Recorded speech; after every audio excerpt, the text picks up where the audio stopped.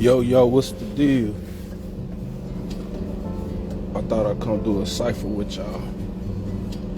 We've been reading some pretty interesting things this last week or two. I brought some of the stuff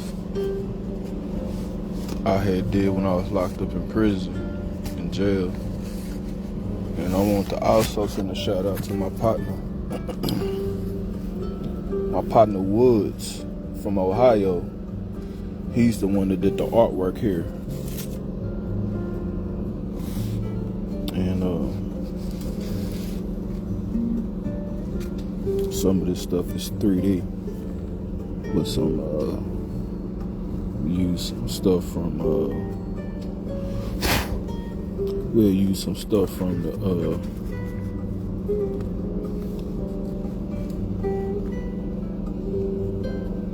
the toothpaste. You gotta work with what you got when you're locked up. The toothpaste casing, or the case the toothpaste come in. He cut it out and glue it up on the backside. This was the most expensive one I paid for. I think I paid like 6 or 7 suits for that. The rest of them were 3 or 4. Some of the stuff here.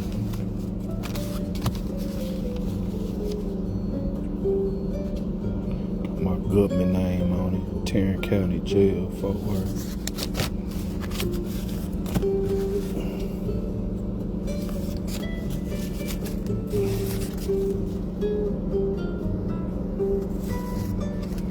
He did some real good work for me, man. It was some of the only things I could do. Being locked up and sending a nice letter home. Most of the stuff he drew and I colored in myself, trying to just pass time. I told him I would color it in. He was just as fascinated with my coloring as I was with his drawing. I think he had colored a couple of them for me, and I just didn't like how he colored it. So I was like, you know what? Let me color the rest of them from now on. I had some more of them, I don't know where they at.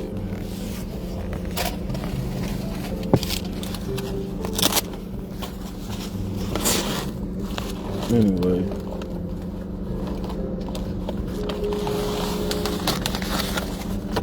I showed y'all some of my images from the x-ray, right? Y'all know all this stuff about. You know, my videos are not for everybody, man.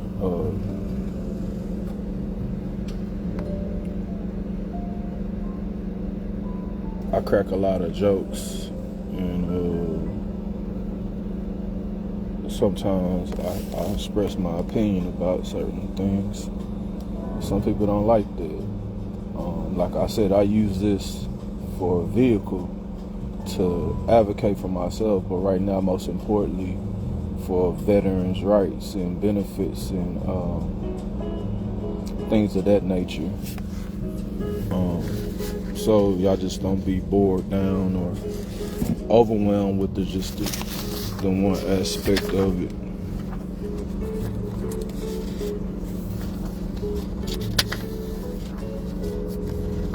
These are some x-rays I couldn't see.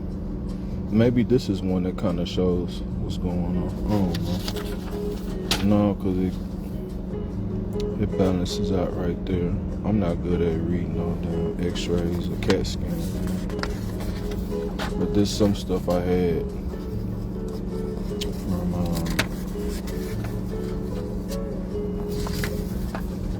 some stuff I had done. Last week I went to the library and got my CAT scan. Some of the images printed out. I got this one because it looked like a nuclear explosion. That ain't on my mind.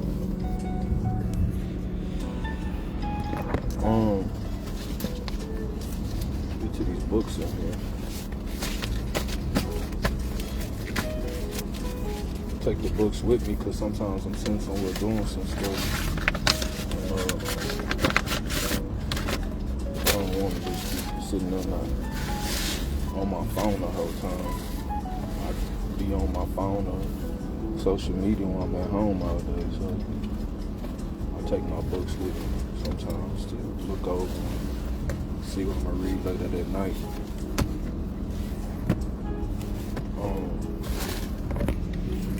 We had read a mythology of this H.P. Lovecraft. This is my new H.P. Lovecraft book. The other H.P. Lovecraft I got from Flame Tree Publishing. I've been had like over a year or over 2 years now. So I got this one a couple of months ago, and we read out of here The Thing on the Roof.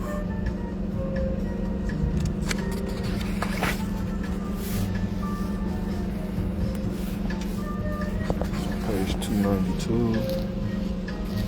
All we read out of here already too, The Hunters from Beyond. We read out of that already.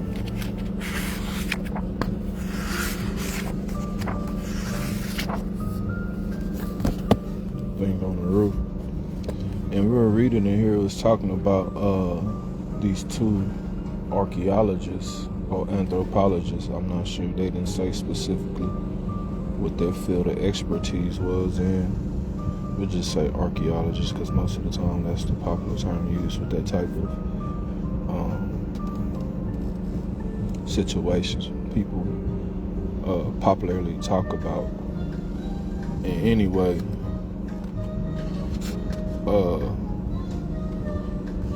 it was two of them in here, and one was obsessed with trying to get to this temple in Central America.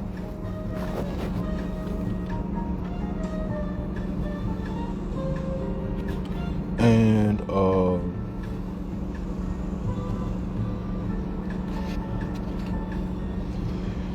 he was talking about this red stone that was in this underground temple that you have to go way in the earth to access it. You have to go at least, I guess you would call it, let's just use floors, like on a building in a business district, a skyscraper. We'll just use floors to describe. He went down like maybe 7 to 8 stories underground to access this temple. And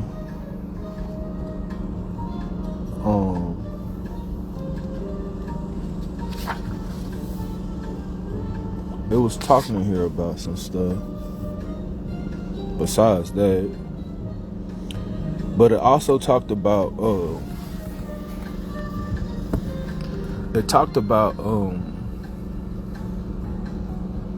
the people that invaded South and Central America differently than in the books that strictly just describe archaeology. It talked about how the Spanish, when they came, they came across Indians, right? Let me see if I can find specifically what's that.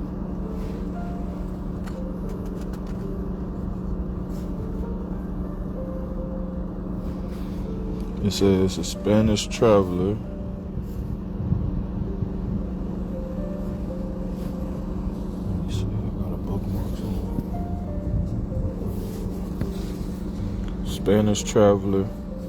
Juan Gonzalez, he came across some of the Indian ruins.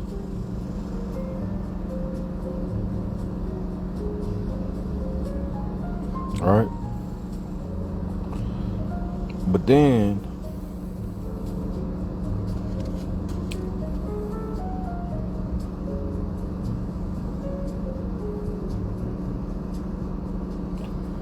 it talked about some people that were there before the Indians and how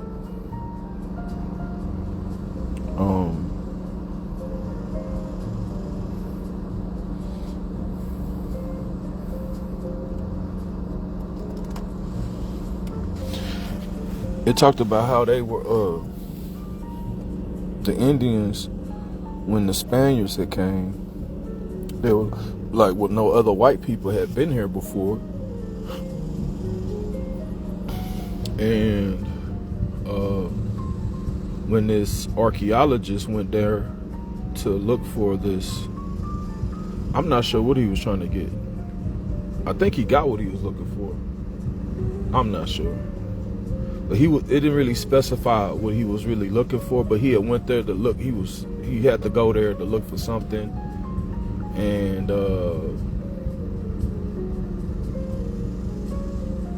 they was like, well, there's no other white people that been down here before. Since the Spanish came here, they was the only white people that came here. And now that you come, you the second white people that came here. That's what the Indians had told the archaeologists in this book. And they was talking about Juan Gonzalez and the Spanish conquistadors that had invaded the Mayan, Aztec, and Inca civilizations. He said, since those white Spaniards came, now you come. And they was asking them, well, what about these temples? What about this stuff here? They was like, man, we really don't know, because we the Indians, and the people that had built this stuff and that was worshiping this stuff in this temple, they were here before us. You know, we didn't build this stuff. This is not our stuff. So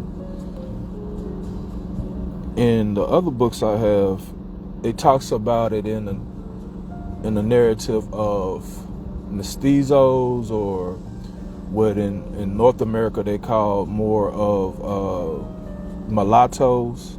You know, you hear that in the Native American, Northern American terminology. You get down in South and Central America, they kind of refer to them as mestizos and stuff like that, and other types of names. So it talked about it in a time frame manner versus a different race of people. And that was interesting about this book, because it's not really a book of archaeology or anthropology or any type of what you would call a scholarly aspect of antiquity. It's more so a mythological, you know, this H.P. Lovecraft stuff. It's more like a mythological folklore type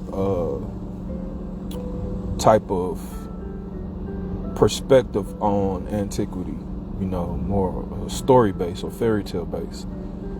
And it seems more realer or more accurate to in real day and time what we experience with the different peoples that have came into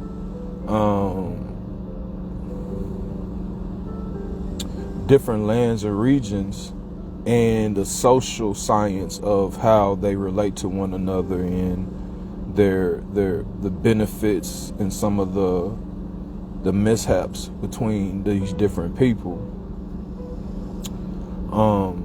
This folklore, this fairy tale aspect more describes more accurately the relation between the mulattoes or the mixed race people, the indigenous people, and the mixture of the white race of people that mixed with the indigenous people that made the mulatto races of people. This fairy tale story, but it better describes it, because when you get into the more specific archaeology books that describe these different things, sometimes you would take the Indians or the mulattoes and you would still kind of hold them to the indigenous people. And But in real time, in real life, you know, it's a lot of racial tension between the mulatto races, the mixed races of people, and their different indigenous, darker, melanated races of people, and of course, with the white races of people that invaded the lands, that mixed and made the mulattoes or the mixed race people with the indigenous people. This book showed how, like, they were like, nah, we the Indians, we not the actual pyramid people. We're the Indians here, and we're around here now, you know.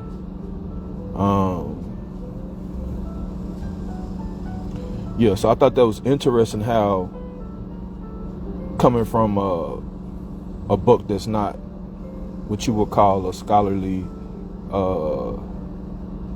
infinite, accurate description of the situation, distilled a fairy tale edition of describing the different races of people is more accurate in real time of how you really see stuff. And of course, people always say look to cartoons and video games and comic books if you really want to know stuff like that. But I thought that was interesting reading this, because I rarely ever see it, and especially when it's in a fairy tale or something. It's not really trying to get into that anyway. But this book got into, like, it had that, it kind of repeated that narrative at least 2 or 3 times in here. I said, you know, well, you know, the Spanish people came, we the Indians, and there was people here before us, and, you know, y'all the white people come in, y'all try to get the stuff, and, well, y'all normally don't come down here. You the only second type of white people to come down here. So it talked all about all of that in there.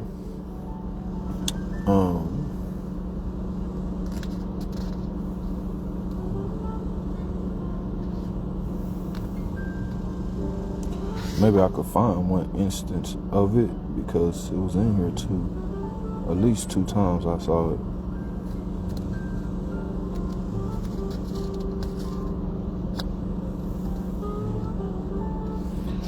He says right here on page 293 of The Thing on the Roof from H.P. Lovecraft, written by Robert E. Howard. Listen, he commanded, and read to me a passage that spoke of an old temple in Honduras jungle where a strange god was worshipped by an ancient tribe which became extinct before the Spaniards.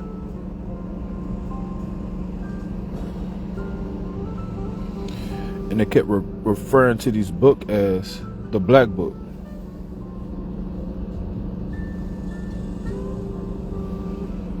So it was like, it was a black book because it was black people in it.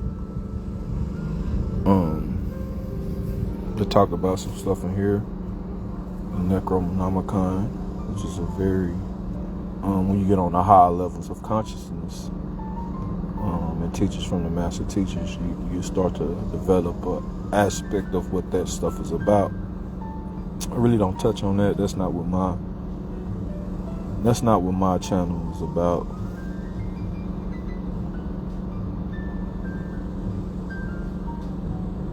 It says right here, his errand was quickly stated. He wished my aid of obtaining a volume of a first edition of Von Jont's nameless coats, the edition known as the Black Book, not from its color, but because of the dark contents. Right? So it's saying it was called the Black Book not because it was black. It was because of the content, the stuff inside of it, the images, the people, the black people it was talking about. And what they also would call their temple and their god worship, paganism or taboo or black magic. You know, so it was the Black Book because it was some black people worshiping some you know, black magic, bad stuff, you know. So the content of it, not the outside of course probably it was black on the outside also. But they talked a little bit about that stuff right there.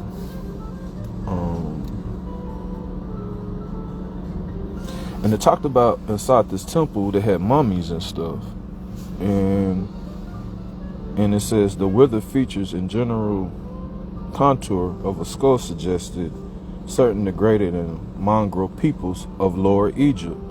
So it's talking about just like when you see in the times of antiquity in Egypt, you see those black people, and when you look on the writings on the wall or the glyphics, you see these black people that really are scarce there in population in Egypt today. You know, it's a more mulatto or Arabic type of people there by the majority.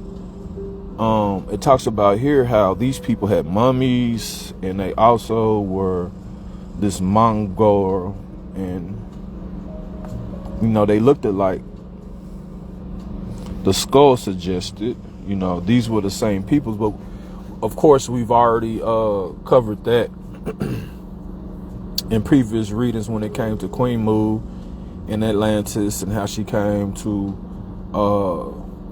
she was a Mayan princess, and Atlantis has sank, and she came to the mainlands of Chichen Itza, or what you would call Central America, Mesoamerica, and she got stable there. She stabilized her empire there before she went to Egypt, and she built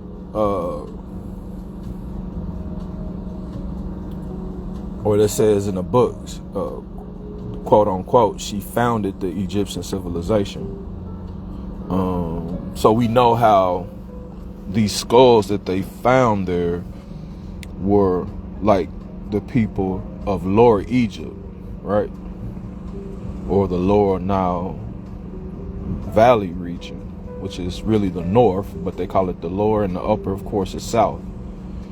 So we know how that all is. So it talked about that a little bit in here.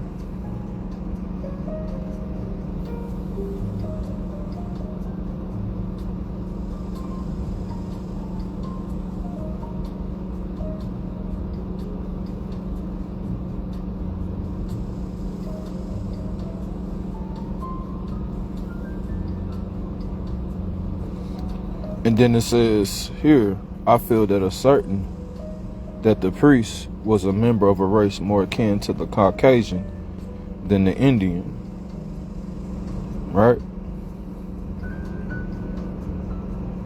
So it was like talking about like these black people and these white people. But we also found that when we got into Goldenheart, and how he also came from Atlantis, and Goldenheart had blonde hair, and he was a white man, and he had this white Navy or military personnel when he came from Atlantis. Some stuff had happened, and he was basically outcast from Atlantis, and he came to the mainland before Queen Mu. You know, so I guess stuff kept happening after Goldenhearted came to the mainland, and when Queen Mu left about, that's when too much stuff had happened, and Atlantis sank, or whatever they say, something like that.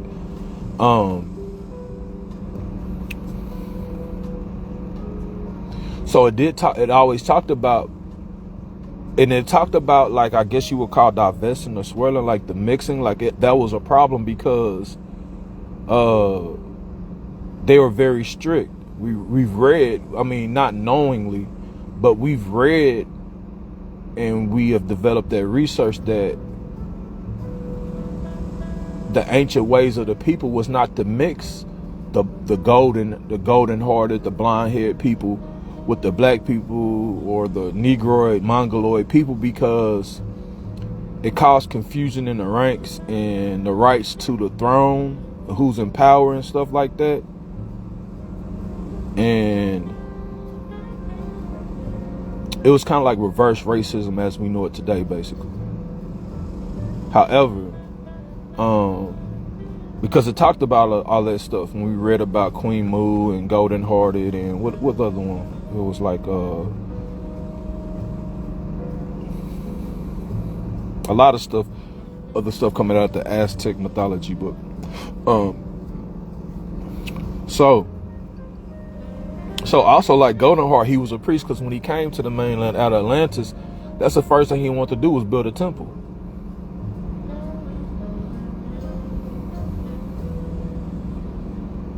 And like, and they asked Golden Heart when he came, like, are you here to give us a new God?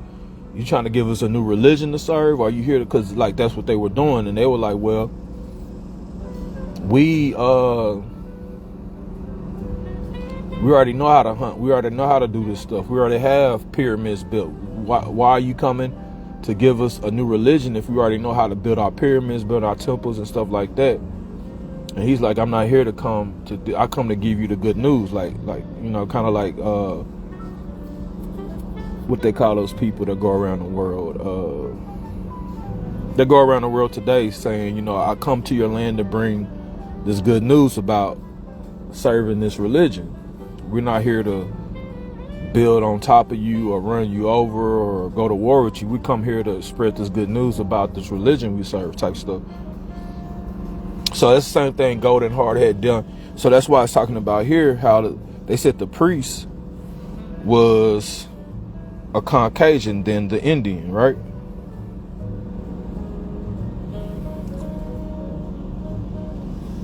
So that shows that it was white people there with blonde hair and blue eyes, because Golden Heart had blue eyes too and blonde hair, and there was black people there.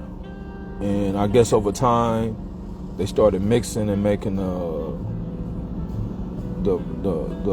mulatto races of people that you see majority in there now today, because over time they mix and stuff like that, and stuff they went through a decline because of the wars and stuff they would fight, because some people from the white races or the black races, they wanted to mix and do their own thing, and it was wars about that stuff and fighting going on about that, especially when that stuff affected the throne or who was in power,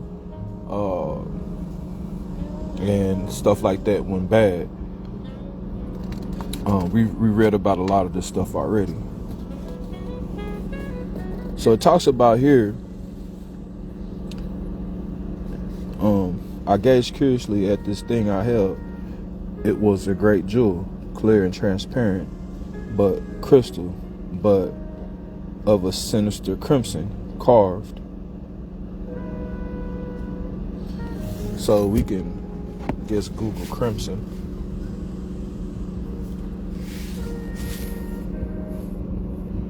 Sinister crimson colored stone.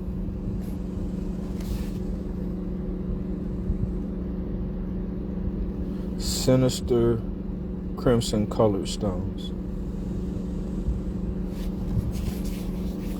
So this is what they give us when you Google sinister crimson, which I know that's not a specific name. It's a way of describing it, and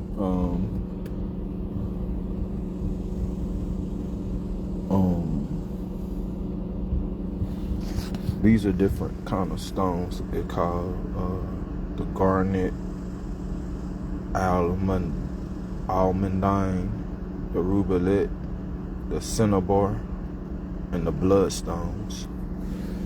And I guess we could kind of start peeking into this alley-hoop book to kind of start bringing this cipher together.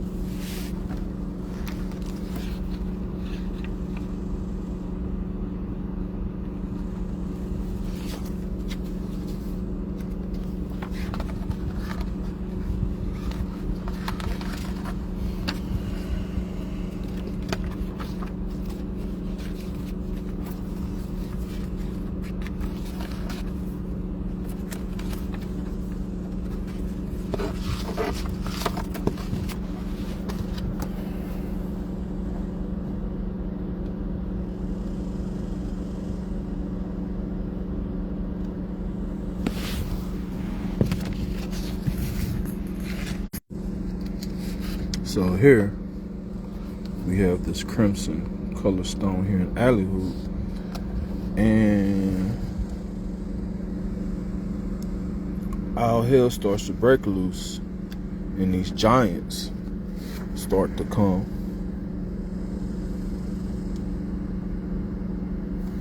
first it showed like a mummified looking statue thing, but there it is there when they first found it, and you see like this big mummy statue thing right there.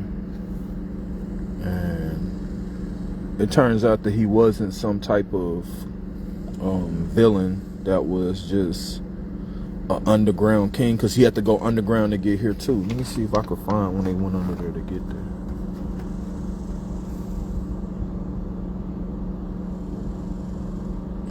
So it says right here, now how about dropping a vine down here so I can get out? So he had fell down, just like it talks about here in this H.P. Lovecraft book. There's an underground temple, and they're down there. And I said, this place sure wasn't made by Mother Nature, right? So then it gets into these giants, these big old different types of people besides these people that he's encountering on the surface. These people here that they had called in the book UFO. Let me see if I can go to where it talked about these UFOs. He said, yeah, but what the heck is it? And the dude said, must be one of those UFOs, or illegal aliens is what they're talking about. UFO, alien, illegal alien, they don't know who he is. And so besides these people that were counting in this area that were throwing stuff at him, these were the people you might call an Indian, if you will, or something like that. It's interesting because when you get into the archaeology books, it talks about this hairy being that knew how to exist and live for a long time, and it mastered how to survive. And they say it was a hairy being. He was evil. He was going around and invading. When you get into the mythologies of Wanandi and Atawanandi, how the Spaniards were tricked by Adosha, and they say, well, why did Adosha trick the Spaniards? And Atawanandi was like, I'm gonna make some new white people. I'm gonna make the Dutch, and I'm gonna make some other type of, what do you call it? I can't think of the other white races he said he made, but he said since Adosha was what you would call the devil, had tricked the Spanish people, he said, I'm gonna make some new white people. And Adosha was described as this hairy thing. Now, when I was reading it, I was thinking it. It's just that I don't like to interrupt my reading and get into describing what this stuff is talking about. If you're paying attention to my readings, y'all can kind of put the pieces of the puzzle and stuff together to see what all this stuff is talking about. And I ain't gotta really describe it to you. So now you get into these blue-black beings or robots or whatever you want to call it. And at first, you know, when they get into this jewel, this stone, everything seemed all good, and you seem like, well, this dude tripping, he trying to take this stuff back. We want to get this jewel and stone out of here. He's just being mean to us. He don't want us to have it. We came down here to his temple and took it out. But it turns out all hell starts to break loose. Even like right now, you know, just big old stuff falls, cliff stuff falls, and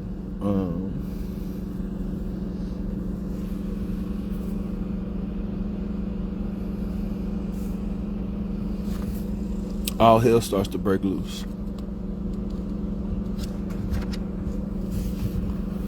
All these different bad things are going on in this machine robot thing. Even way back in antiquity, it was so bad and powerful it can knock out dinosaurs. And early on, Alley Hoop and King Gus had a problem with fighting that same T-Rex, and this robot machine just with one punch knocked it out cold. So all this bad stuff just starts happening once they get this stone out. And it turns out this dude, they say take it to this dude. He said, I've got a super duper double whammy incarnation that will fix it right up. And then he smashes it into pieces because he was some kind of like,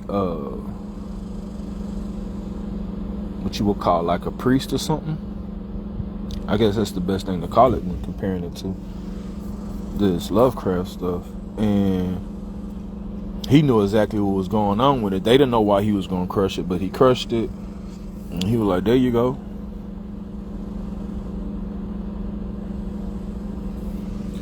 And so it turns out that big robot dude thing was really trying to help him and save him because he knew to keep it underground. And he was protecting it to make sure nobody came and took it out, because I guess it was programmed that, you know, keep it down here away from other people, because when you bring it to the surface, it starts to cause chaos and all hell starts to break loose, right? So, in conjunction with that, from Alley Hoop, it got into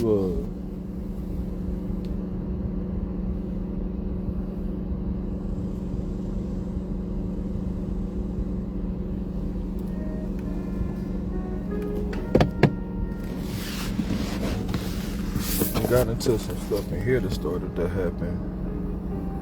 Now, the temple in this book was called the Temple of the Toad, but the Toad, he hopped down there and followed him. Well, he led the way for this archaeologist to get underground. But when he got underground, it wasn't like a giant toad. It was like this big ass H.P. Lovecraft monster that always has wings, and it's like a dragon type thing, or like an octopus with wings or something they describe them as most of the time in other books of H.P. Lovecraft. But it always, as far as I can remember reading the different H.P. Lovecraft books, they all have wings. Sometimes they describe them having like a gargoyle face. The last one I did for the Hunters from Beyond, they described them as like a... No, it was the one I did before that. No. Yeah, the Hunters from Beyond. No, it was one before that. Anyway, they described them as like a grizzly bear, because they said it was a grizzly winged monstrosity. And then it also talked about the gorilla primate type of, the two different parts of that H.P. Lovecraft read. It talked about the primate type of whatever they was trying to describe it as, but it talked about like a gorilla look. And it had both of those descriptions in that same H.P. Lovecraft one. I want to say it was the Hunters from Beyond. It was the Hunters from Beyond. So that's why on that book read, I put a grizzly bear and I put a gorilla, right? So this one I put the buffalo because they kept saying they heard these big old hooves, these big loud hooves, and it was winged. And they talk about how the heaven is symbolic. They use to symbolize the heavens or the god they worship in antiquity as a bull or a buffalo, depending on if you're talking about South and Central America to North America, right? And so I just didn't put a bull with horns. I put a buffalo because we had just done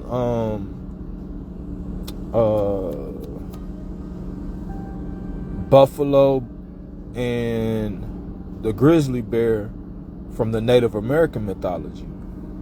And I was like, well, let me put the buffalo on just instead of a regular bull.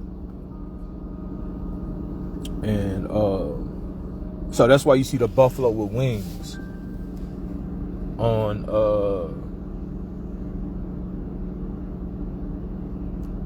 this H.P. Lovecraft bookery, because they say, is it a horse? It sounds like a horse is up there, or some type of cattle, or a cow or something. That's what it said in this bookery. Like, we don't know. It sounds like the hooves of a horse or something, or a big old cow. So I say, ain't no stomping. They talk about in a million different mythologies about when the buffalo starts to stomp, it sounds like thunder. When they stampeding and running towards you in a big cattle flock, they're flocking towards you.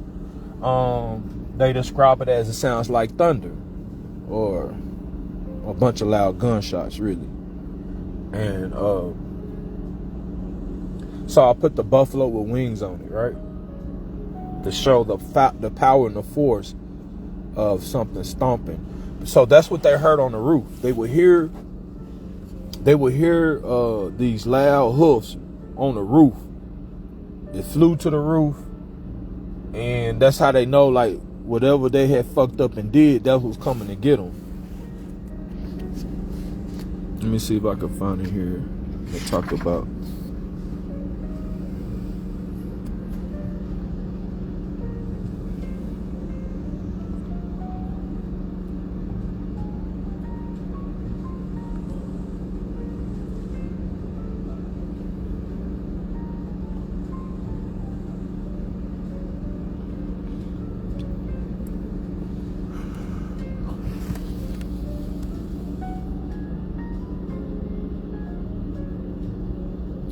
And he says right here, well, sir, the man laughed apologetically. You say I'm a bit off, I fear, but I tell you,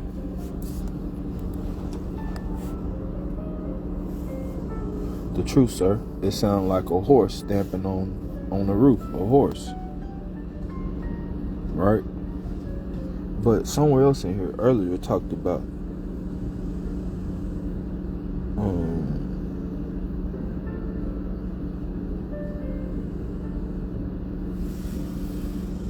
I think it's later on the next page.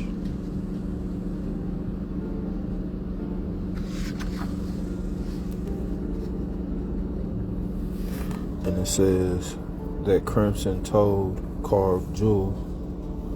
So it was like a red toad carved jewel. It wasn't just a jewel, it was carved in the shape of a toad.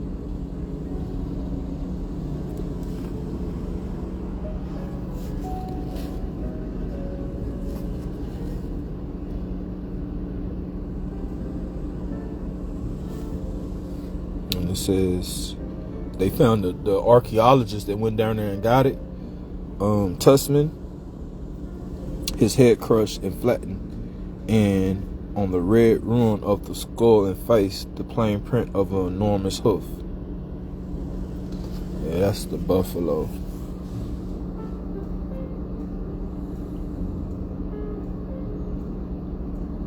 So I just want to show y'all that those two comparisons of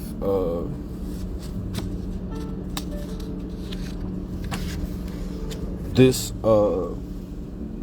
H.P. Lovecraft reading and what we had read earlier this week, last week, with the Alley Hoop comic book.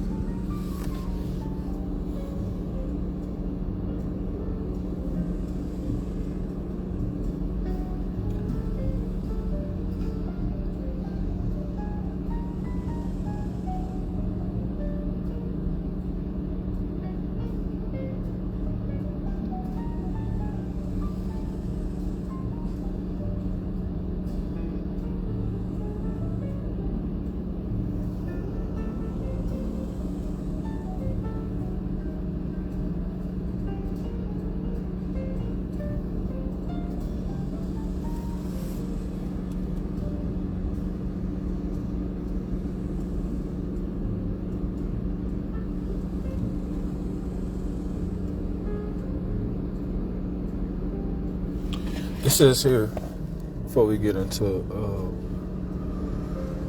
the MaRaina and David Dracula Cypher part of this video, I found a specific part of the reading that talked about what I was saying. The Indians in the vicinity disclaimed any form of connection with the place. They saw that the people who built the temple were different race from themselves and were there when their own ancestors came into the country. So the Indians didn't even build it. That was there when this archaeologist got there. And he said when the Indians said when their ancestors got there, those people were there already. So these Indians came in before the Spaniards came. But in the archaeology books, it talks about, well, when the white conquistadors, the Spaniards came, they mixed with the indigenous people and all hell broke loose. And the mixed race of the people that survived between the Spaniards and the indigenous people became the Indians, or something like that. So it talks about it in two different ways, but it shows it right here that the Indians said they disclaimed any form of connection with the place.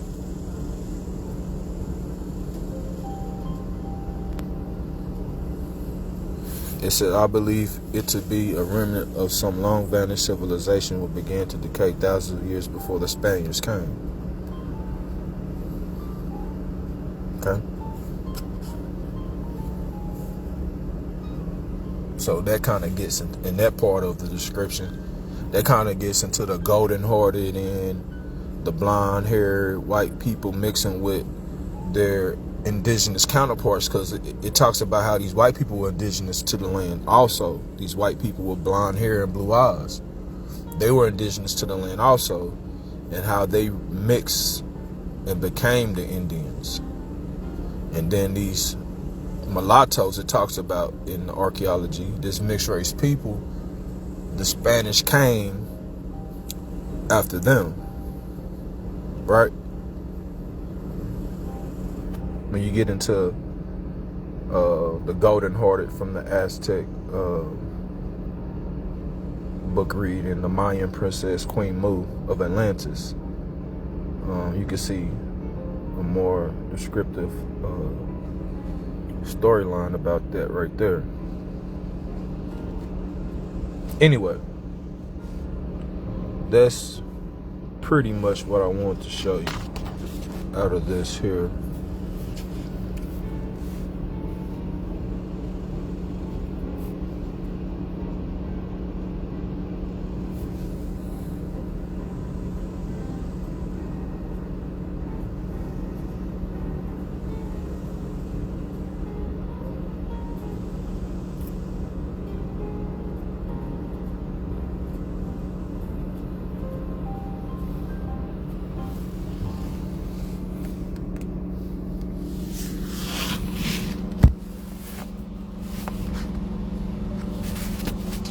Let's get into this.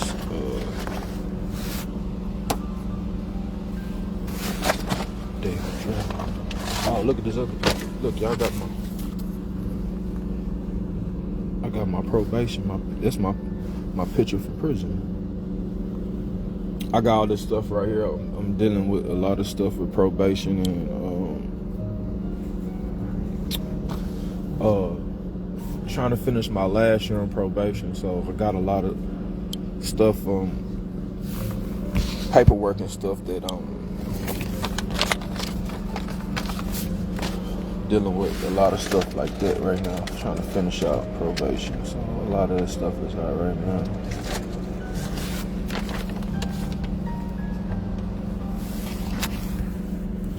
I don't take good pictures though. I just don't take good pictures.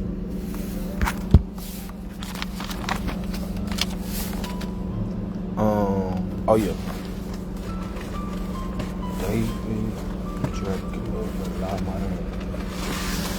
get into this.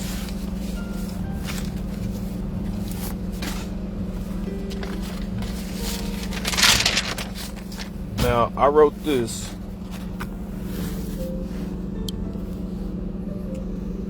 and my reason for writing this was me and my ex-wife, we always had, I wasn't the man I am today that I was back in these days. For whatever reasons, I had a lot of problems and other stuff going on.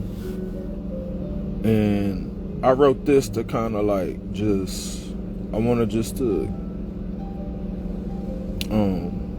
give her something to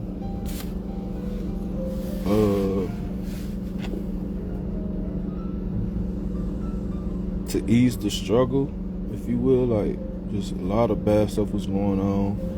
Our son was just born, and he was 2 months old when I went to prison for 2 years, and when I got out, he was 2 years old. So she had just given birth, and I just got locked up. You know, these people have been harassing me with this racism for a long time. They didn't allow me to get veterans court to, you know, to stay free and get the mental health I needed and stuff. And a lot of stuff that I'm doing today and I have at my access today, I didn't have then. So it was very hard on her, even with some of her imperfections. And so this was something that I written for her to just show how much I thought about her. Like, you know, I also wrote a letter to her, but this was something that I sent in the mail just to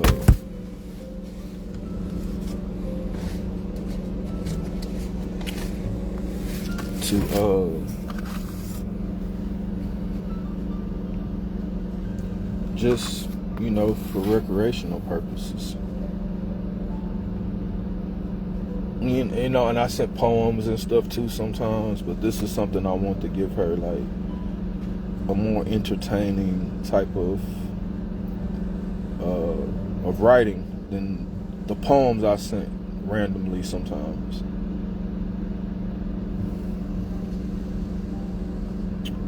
So I tried to tell Woods, my good friend that did all this artwork on all this stuff, I tried to tell him to draw the picture to look like her. So she was very light-skinned and brownish color hair, black hair. But I kind of tried to, you know, color it a little bit more, in an artistic way. So this is supposed to look like her, and that's somewhat supposed to look like me with hair, y'all. That's me when I got hair. Do it look like me? Hell nah. I think he look better than me.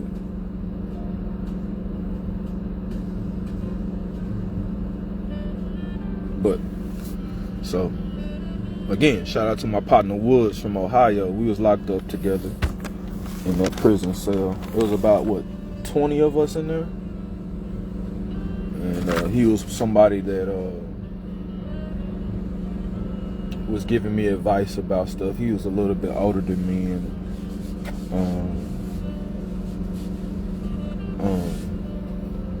he was just giving me advice about stuff. You know, he had been locked up before. It was my first time being locked up, and nobody in my family, siblings or cousins, nobody had really ever been locked up in prison before. So it was like a very fucked up situation to be in. But anyway, so in here, I just started writing some stuff I thought would sound cool and interesting.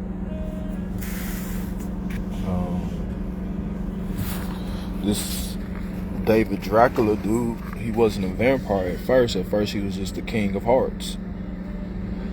And his kingdom was full of love and romance And it was just like a very like magical, loving place, his kingdom.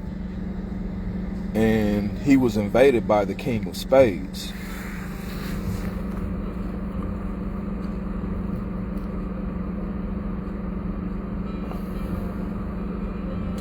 And I described it as the kingdom of clubs, the kingdom of diamonds, and the kingdom of spades. They were at war with each other, and King of Spades had kicked their ass, basically. And then he went to the kingdom of hearts, because I was putting in a certain type of narrative to describe if it was a spade, and spades had a kingdom, and if there was a kingdom, and it was the clubs, like what their kingdom would be like, and the kingdom of diamonds, and what that kingdom would be about. So it's like, you know, the kingdom of spades, he was more like a war type, just war stuff, because he kicked out their ass and went to the kingdom of hearts. And the kingdom of diamonds, you know, that's kind of like a material type of thing. So they, of course, they'll be out of with the kingdom of spades the most, because they want to go to war, they wanted riches and money and power, so they would always be out with the kingdom of diamonds. Then you got the kingdom of clubs, and the kingdom of clubs just be your you know, kind of like a blasphemous type of club, you know, just partying and just erotic type of activities and stuff, to be, you know, in a conjunction with the kingdom of diamonds and spades. Spades, of course, being war and being able to overcome all, right? And then I had David Dracula, which wasn't a vampire at first before this stuff happened, until the kingdom of spades invaded, right? And the kingdom of hearts not being a part of that stuff, because their heart symbolized in this little this primitive, I call it primeval mythology. It was like it represented love and just like the purest type of more important things of life. So they weren't a part of the war and all that stuff at first. And even when they did get into it, they did get dragged into this war, that's only because King of Spades invaded them, right? And when they first came, I talked about how the Queen of Hearts, MaRaina, was put under a spell with clear and red crystals, which is crazy, because we were just talking about some red crystals and how it makes you go crazy and stuff like that. But I was really talking about methamphetamines and like drugs. You know, crystal meth comes in clear and red colors, might come in other colors, but that's pretty much along the lines I was talking about.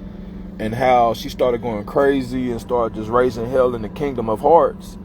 And then ultimately she had killed the prince and the princess one day and killed herself. And then when the king of hearts came back to the kingdom,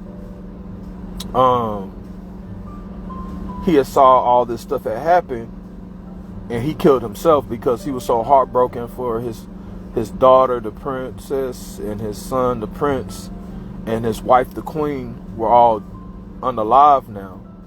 And that after that, he was blessed with an immortality, or cursed with it.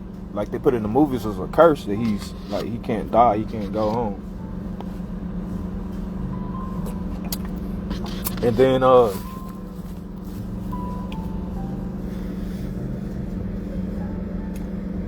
talked about how I wrote in here how when he came back, he was immortal, he came back to life, he had a whole bunch of power. And how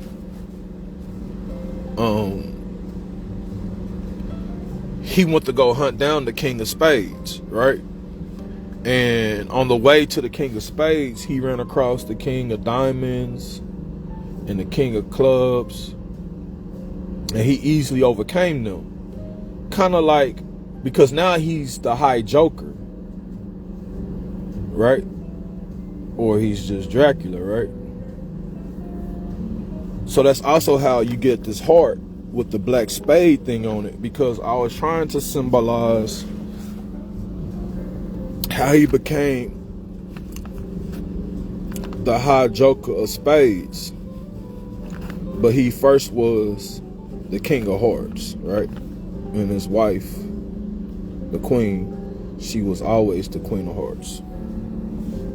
So that's why you have this spade looking symbol here versus the regular one. I wonder if that's a real symbol. Let's see. Is there such thing as a red spade symbol? Yes, the red spade symbol does exist, but it's not in standard card decks. You'll find it used in custom ways, like for unique card decks, tattoos, logos, or in fashion, for example.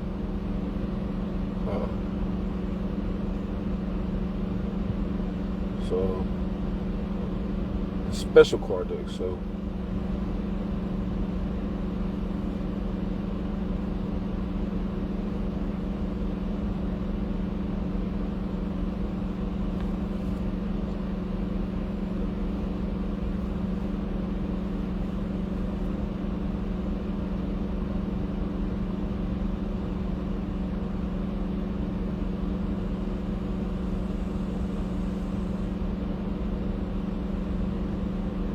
Whoa, that's crazy. Let me see if I can make it say it. What does the red spade symbol mean? The red spade symbol usually signifies power and dominance, often referencing the ace of spades. However, depending on the situation, it can also represent death, misfortune, good luck, or even a specific lifestyle or subculture, like in tattoos. Oh. So that shit, that red spade is like a potent symbol. That's crazy. So there's such thing as a red spade, but I think it might be all red. Let me see. Image of a red spade symbol.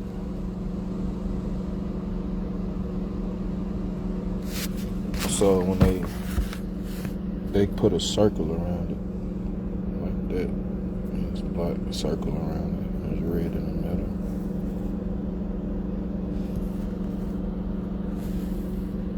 Black outline in the red.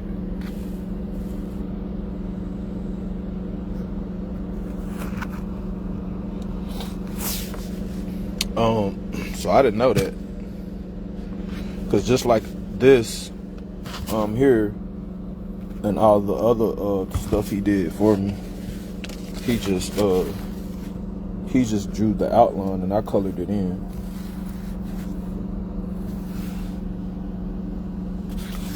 I colored all this stuff in.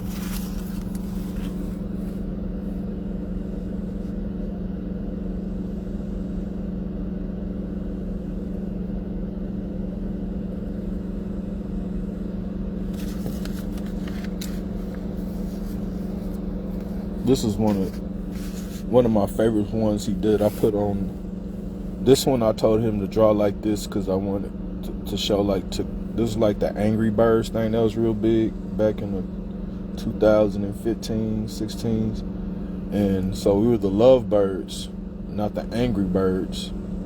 We were together. We made the heart symbol, and when we were separate, we were war birds.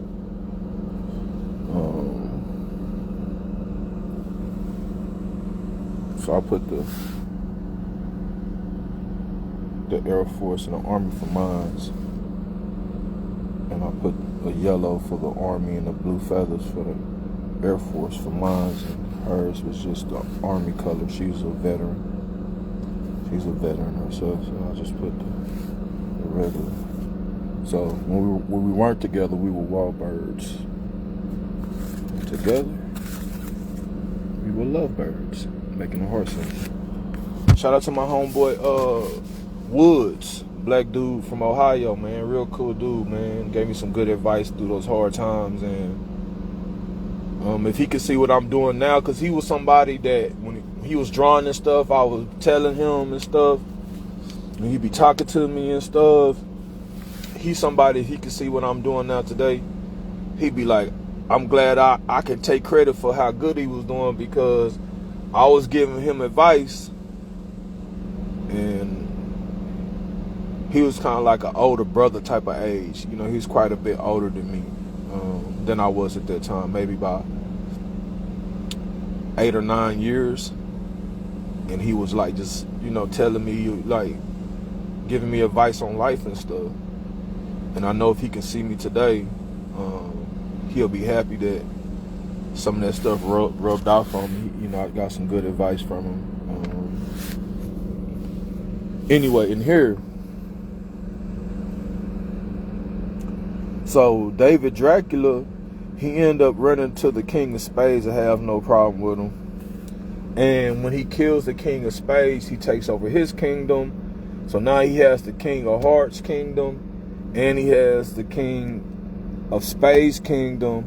So now he's not only the High Joker vampire, David Dracula of the Kingdom of Hearts. So now he's the High Joker of Spades, right? That's how I wrote this mythology, and 555 on the clock.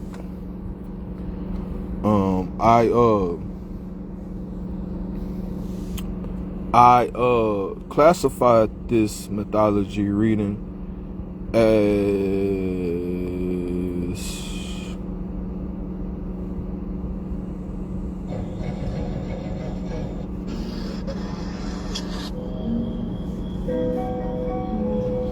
primeval mythology.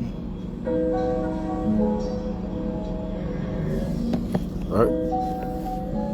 Matter of fact, y'all, MaRaina just came out, made a lot. Let me put the other Dracula stuff up on my YouTube page. I'm gonna put the Dracula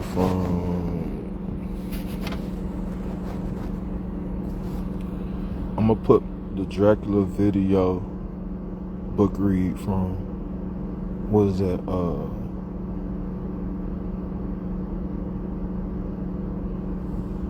Who that read that book from?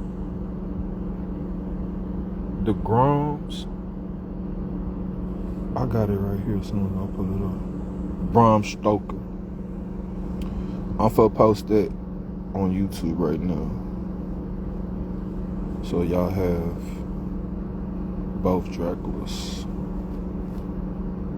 I wanted to wait till Halloween, but I guess I gotta do another bomb-ass book read for Halloween. I was gonna try to wait to put it up.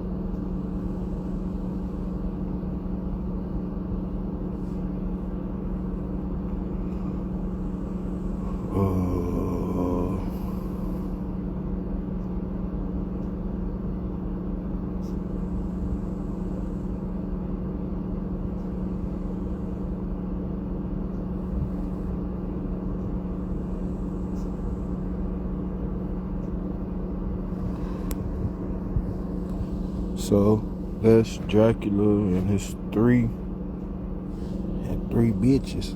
I'm gonna be serious. I glad goofy on this video. Dracula and his three companions. I'm posting that right now. From Britain. Took a while to load up, about 10 seconds. So y'all got the Bram Stoker, Dracula, and y'all got this little Dracula dude I just did. Y'all got both of them on there now. I got both Draculas on there. I've been thinking about it too. I want to wait till Halloween to post that one, but y'all got it early. I fuck with y'all, my nigga. For real.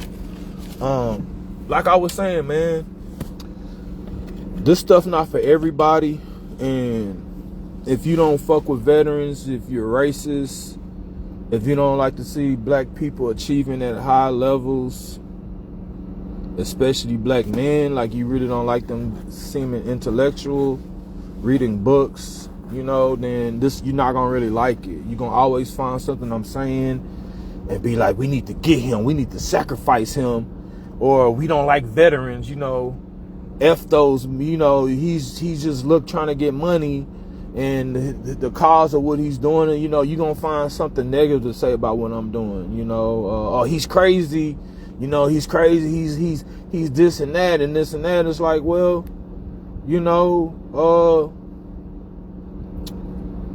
I like to entertain people, and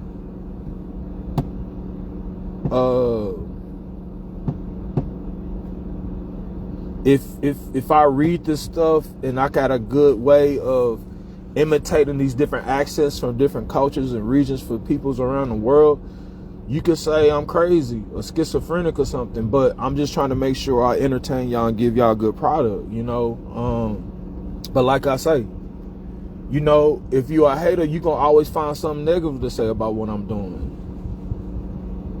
You can always find something negative to say, you know.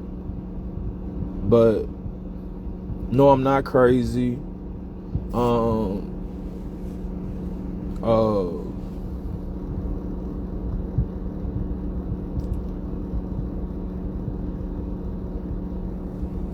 That's just something that people are dealing with because I'm very entertaining.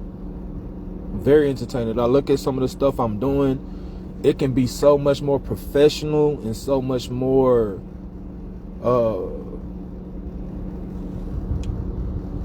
presented in such a better way, but I like the different varieties of cultures and ingredients and flavors that I present on what I'm doing. And I am seeking, well, I'm not seeking it, but I am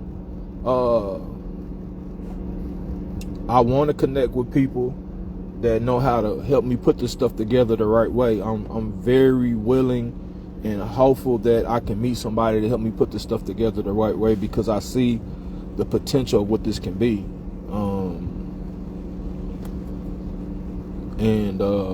You know, haters gonna hate, man. You know, sacrificing, and people talk about stuff like that when people have skills like I have.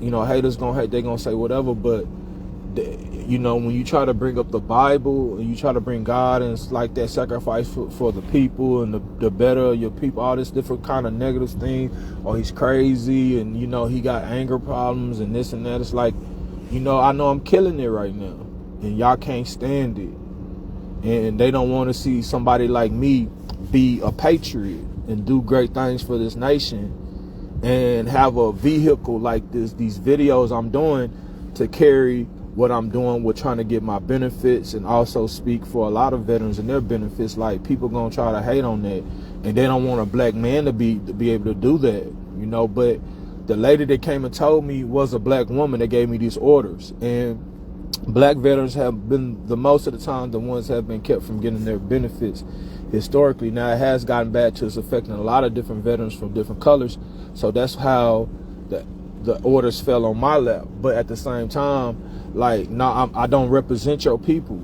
I do these book reads, I talk like I talk, I tell y'all certain things, but a lot of times I don't tell y'all how I really feel about stuff. But I'm not your people. I do not belong to y'all. All my people are veterans and military people and shit like that. You know, they're my battle buddies, they're my brothers.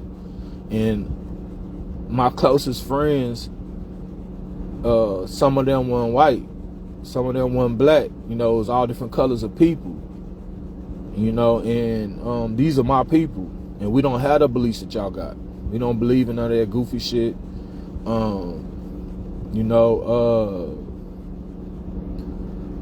y'all not worthy even of sacrificing right now, for real. Tell you the truth, you know, to kind of just be real about it, you know. I was baptized Catholic. We're on a certain page. we believe that the word of God is a living word, and we're so far past sacrificing. Jesus already came and did that, and we're somewhere now where we see God entering this world to fight against the evil and the wickedness that has been plaguing this world and my people for so long. And that's just the page we on. In reality, when you open up the Bible and you look at the real time, and if you want to look at that stuff and say, well, what's going on with that, then you gotta say, well, what page are we on with that? We so far past that. It's such a racist gesture to where that's what people say. Some things people say, and it only motivates me to go harder with my book reads, and it's like it's no level. I'm learning like I have no level to how hard I can go with this stuff. I'm learning that about myself, and I'm not really even trying. And when I do go hard and it seems like I try a little bit, it's just because I seem like I sense some hating. And what happened was I did something to kind of be like, get back. It wasn't even like I really tried to really put something forward.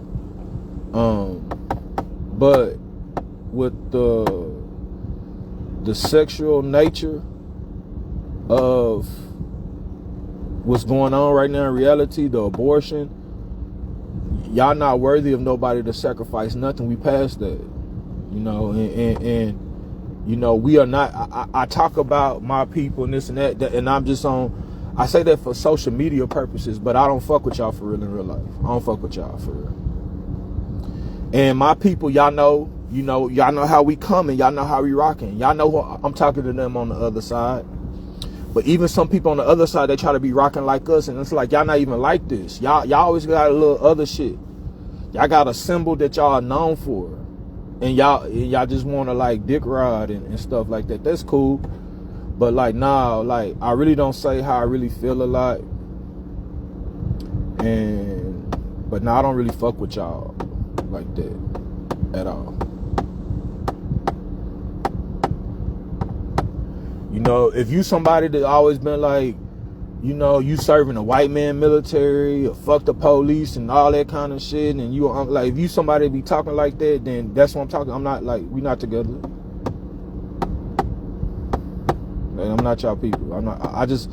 I kick it like I kick it because I'm on the internet and social media, but I don't really fuck with y'all like that. And sometimes I see people going through stuff, and I'll put something out there because sometimes you can win some over. And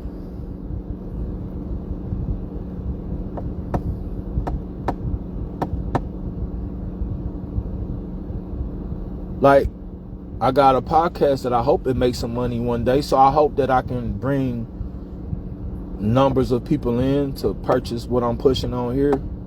So I don't never want to alienate nobody, but on some real nigga, like, I don't fuck with y'all for real. And like,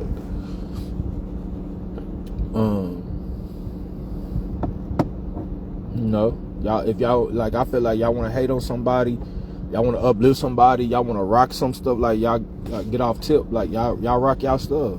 Y'all do what y'all been doing with y'all little symbols and stuff that y'all know. Everybody know that's y'all symbol, like, y'all stick to that, like, get off tip. Really get off the dick, like, for real. Like, we don't fuck with y'all. Y'all got y'all symbol. I don't really fuck with y'all, for real. And that's just to be nice, because like I said, I'm on social media. But like, I apologize if I gave off the misunderstanding like I really be fucking with y'all. I apologize if that's what y'all was thinking, but like, nah, I don't fuck with y'all. And if you're looking for somebody to hate on, you want to uplift somebody, you love somebody, you looking for somebody to sacrifice, look amongst your people that's really with y'all. Like, if you don't have no symbol,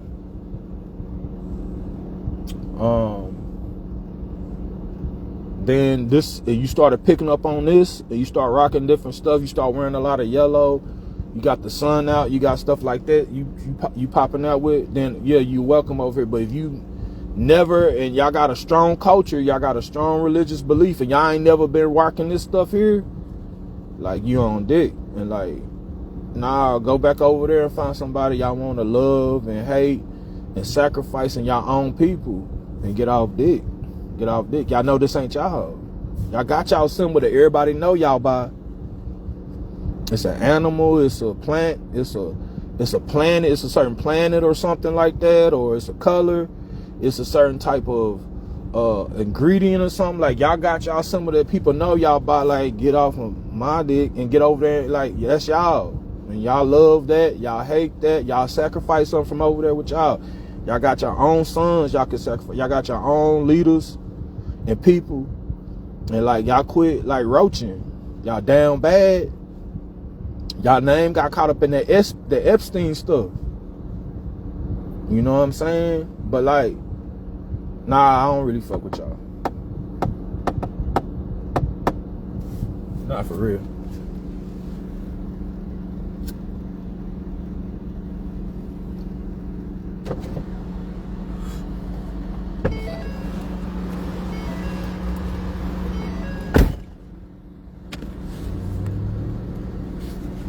I don't fuck with y'all for real.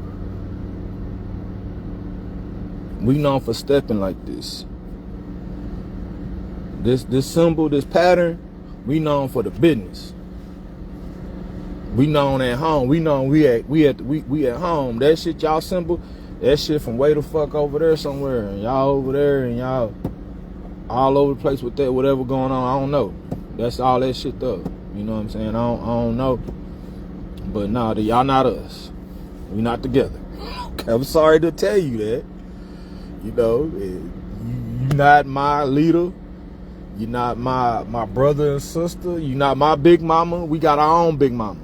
We got dragons and the sun and the crosses and pyramids, and right here in the United States and Mexico. Like, we right here with all that. We not rocking with y'all for real, my nigga, for real. Y'all way the fuck over there with that shit. And it ain't got nothing to do with this here. And you try to wear this stuff and try like you represent that, because it's the wave. And I done did it to you. You know what I'm saying? Oh, well. You know, but we not together. Y'all just started rocking like this. Y'all, I see this more on y'all than y'all own symbol now. It's like, I done did it. I did it. You know what I'm saying? It's like, you know what I'm saying? But we cool. We cool, my nigga. Like, we got our own leader and pyramid and our own big mama. And we right here at home with this. And we cool like that. We cool, my nigga. We good. We good. We love our Haitian brothers and sisters. We love our blonde hair brothers and sisters. We're learning from these readings that our blonde hair, blue hair brothers and sisters, these white people, they've been here with us the whole time. You know what I'm saying? We know the hardships we had with our Spanish brothers and sisters down there. It's been very ugly and racial tension and ugly, but we know who our people is. And we at home and we cool. We cool with our shit. And, you know, y'all got your own symbol. Y'all got your own shit from around the world over there, and y'all repping that shit. That's cool. But just stick to that. But we not with y'all. At all. You know what I'm saying? Because we cool. We cool. We cool, my nigga. We cool. We cool. Ain't no problem. You know. Besides the dick riding. So, you know, it's a lot of people trying to piggyback, they trying to ride coattail and all this kind of other tail, you know what I'm saying? Sausage I ain't know. And that's cool, you know what I'm saying? It's really lit over here right now. It's a lot of information and knowledge and identities that's being we're coming to right now, but there's no way you can bring that other stuff from around the world over here to this. You know, you're trying to do it and say that, you know, you're going to rock the Jaguar fur and you're going to say you the leader and all. Everybody want to find somebody they love and they hate, and they want to sacrifice somebody and all that, and we the people and the betterment of the people. Like, nah, we not the same people. I represent as the fatherland. We represent that We the ones that went around the world in conjunction with our brothers and sisters from the motherland and established our cultures of the world. That's in these books we're reading. Y'all represent that y'all God come from over there somewhere, and that's y'all home over there. Y'all don't never represent this stuff over here and say y'all from here. Y'all go way over there to make y'all homage and make y'all visit way over there. But the books and all the scientists and archaeologists say it started over here and then they went over there. So that's where we disconnect. You know what I'm saying? We got a different origin. You know what I'm saying? And you know, my videos not for everybody, man. My videos are for people like they smoke expensive like Cuban cigars, people that spend over $100 at the least on a bottle of alcohol, people that have been privy to this knowledge because of a level of intellect, so they always knew this stuff. And now they can not only have that knowledge of the knowing, but they also get some kind of mythologies and folk tales and entertainment with the stuff they already know, or a more elaborate explanation of the facts that they know, and to bring it to life. Besides just knowing a fact and knowing a historical fact, you have stories, you have histories, you have mythologies and folk tales to go along with the black and white facts you know. This is for the people who are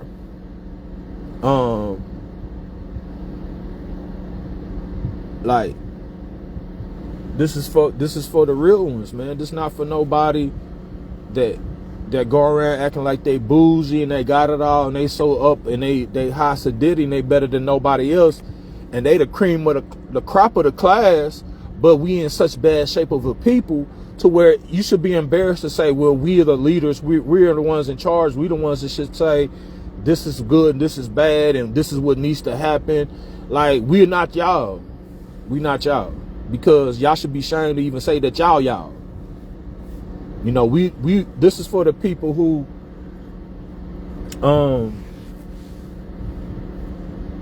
that's not y'all. Yeah. If you go across the world to pay homage and you say that's y'all main place and that's where the most powerful leaders of y'all stuff is, way over there on the other side of the world, and that's where y'all main temple is, this ain't for y'all.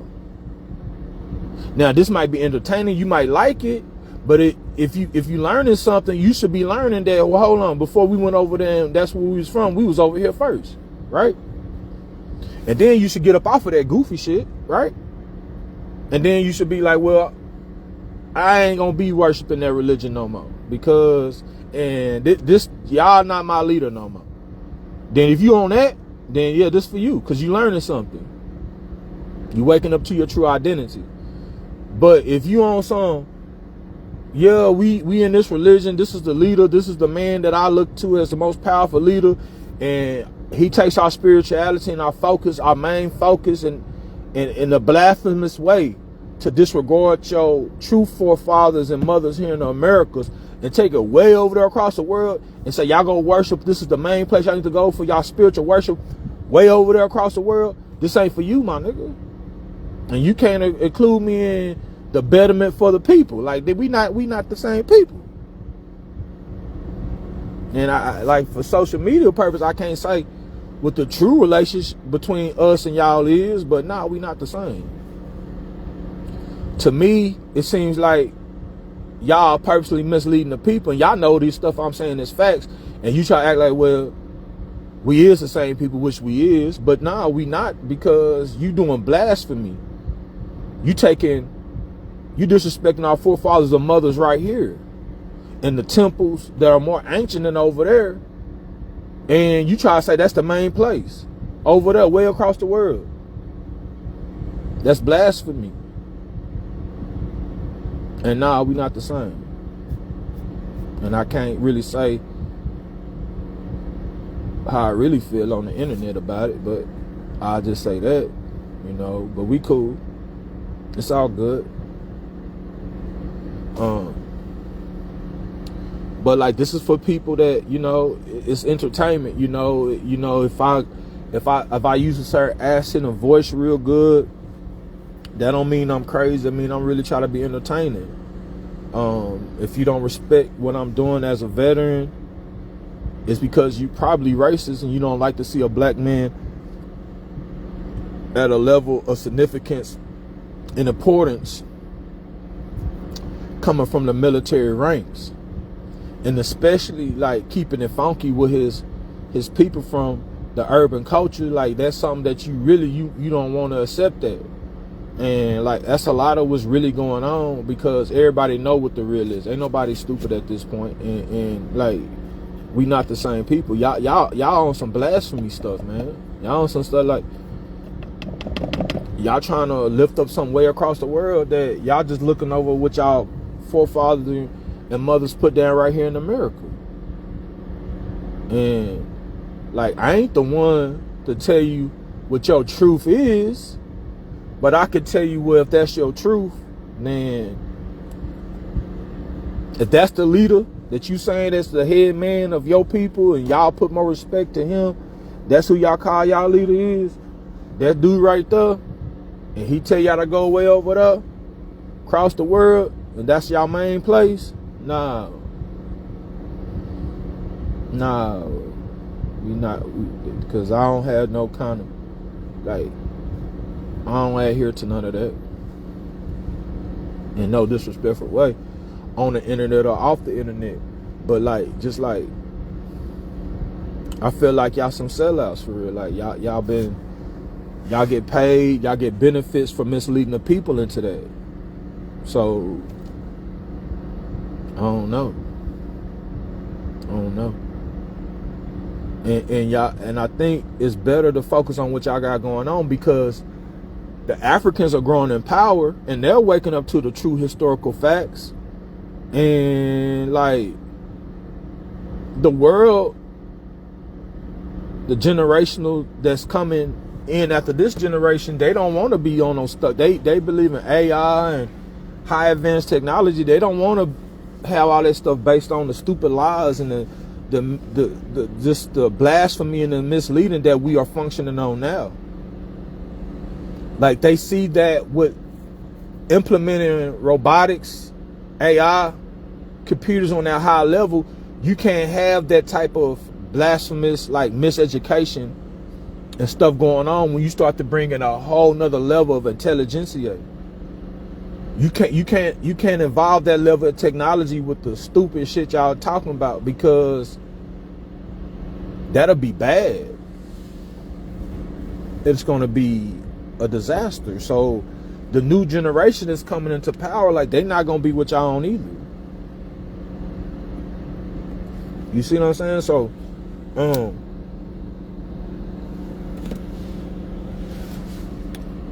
like, I hope y'all entertain with what I'm doing. And like I say, I do this as a vehicle to bring awareness to what veterans are going through. I hope that y'all are laughing. I hope that this is really like a lot of humor in a lot of stuff I'm doing, because like I showed y'all with these x-rays and stuff I just showed y'all earlier, like, it's a lot of hard times we go through to protect y'all in the military. We go through a lot of stuff, and I don't want to be overwhelming with negativity. And I try to bring some type of humor to this stuff when I'm bringing awareness to what we're going through as veterans.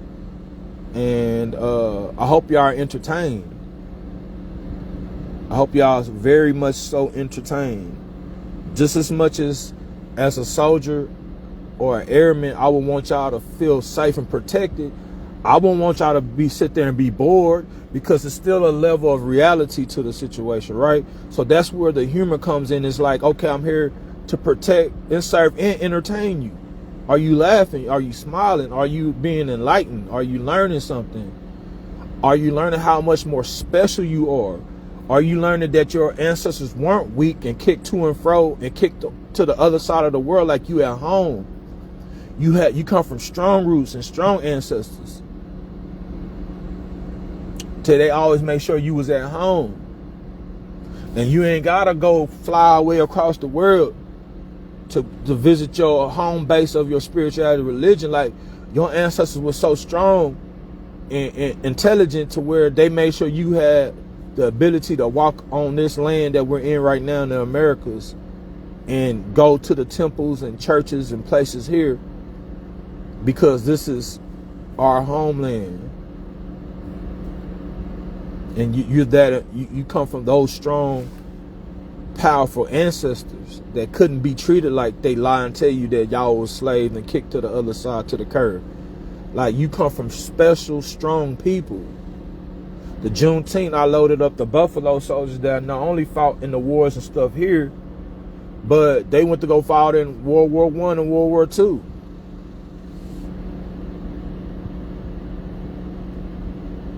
And even today, we're still Buffalo Soldiers.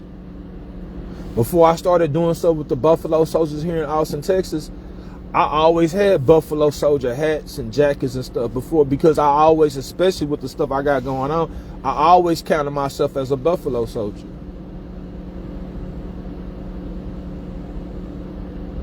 So I hope y'all are entertained by this, because it's a lot of hate.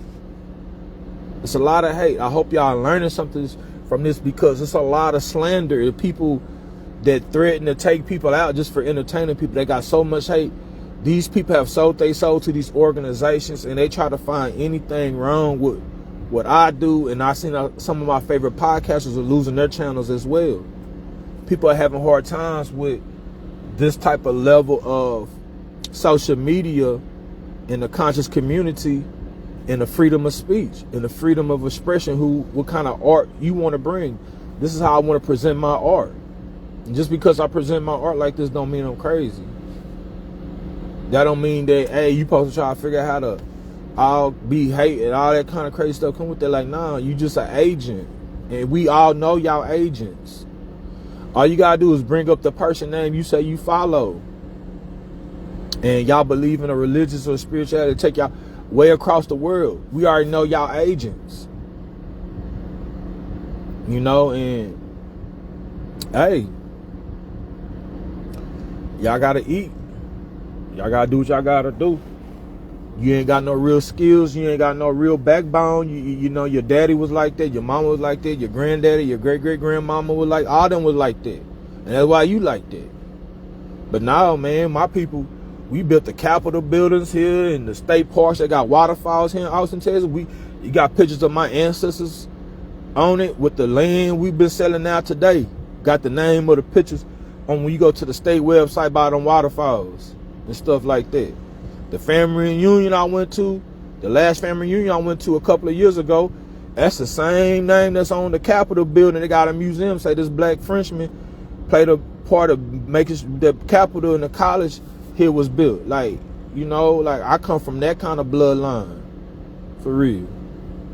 For real, for real. You know, we ain't got nothing talking about, you know, way over there somewhere with that. But hey, man, I hope y'all entertained about how I'm kicking it and how I'm rocking it over. Hope y'all learning something, man. Like I say, I'm not only here to be y'all soldier and go to war and protect y'all. Now y'all see I'm kicking it like this, so yeah, I'm trying to entertain y'all too. Try to have y'all smile and laugh. And it's hard out here. With the facts of the stuff I talk about sometimes, and I show y'all what I'm going through, it'd be like, oh, it's bad, negative. So I hope y'all are laughing about this stuff. You know what I'm saying? You can go to any person on TV and they acting stupid and goofy. It's one of them movies that make you laugh or something. You can, oh, he crazy. Oh, look, he crazy. He think, oh, he acting like a, look at him making that animal. Oh, that person crazy. They got mental illness. Like, no, he ain't got no mental illness. He trying to make you laugh. That's his job. He's an entertainer.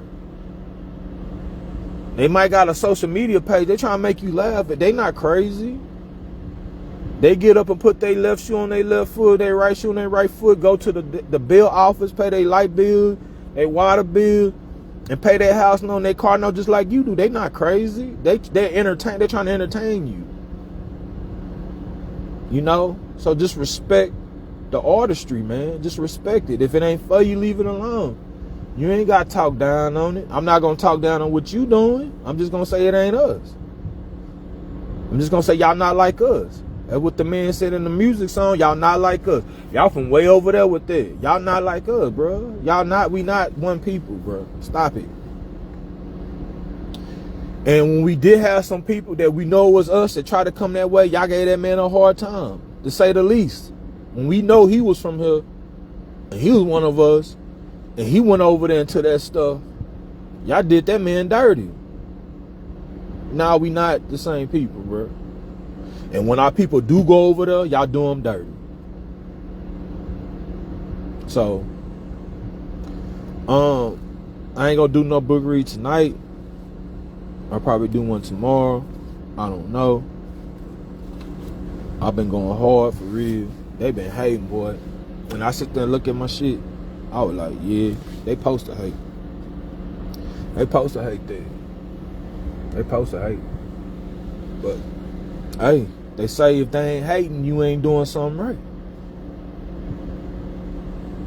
That's what they say. And it don't make sense, but that's the truth.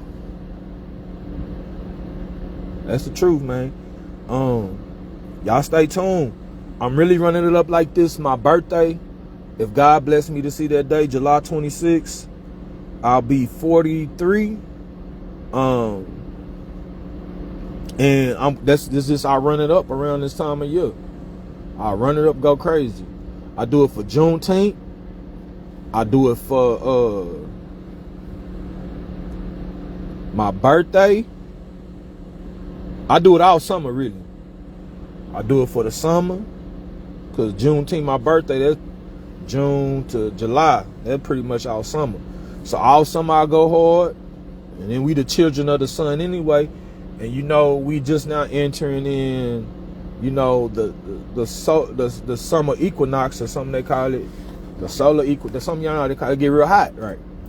And then, so I run it up because we like, that's from my culture, the Aztecs. The Olmec people, like, that's like, it's very important when the sun is at its most powerful phase. Like, so all summer I run it up basically, and then Christmas I run it up, and that's pretty the only time I go hard for Black History Month and Mother's Day. Father's Day I try to put something out, but really it's so much stuff, a plethora of stuff that talks about how powerful the men are in different mythological stories and folk tales and stuff. So Father's Day, I just try to make sure I put something down that's this pressure, right? But you know, that kind of it's in conjunction with Juneteenth, right? It's all Father's Day, Juneteenth weekend most of the time, as far as I can remember.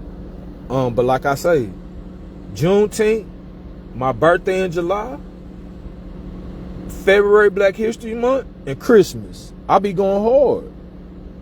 So that's why, like, I'm going hard right now.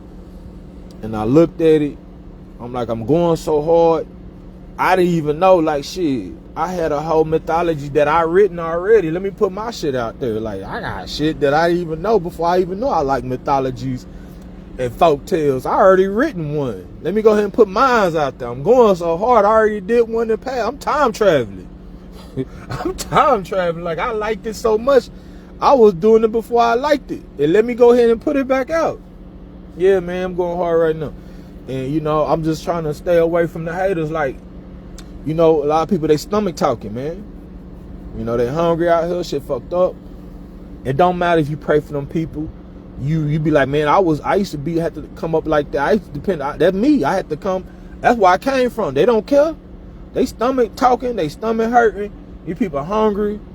They just slave minded. They gonna try to attack whoever they slave master tell them to attack. They gonna hate, and that is what that is, man. But hey, man,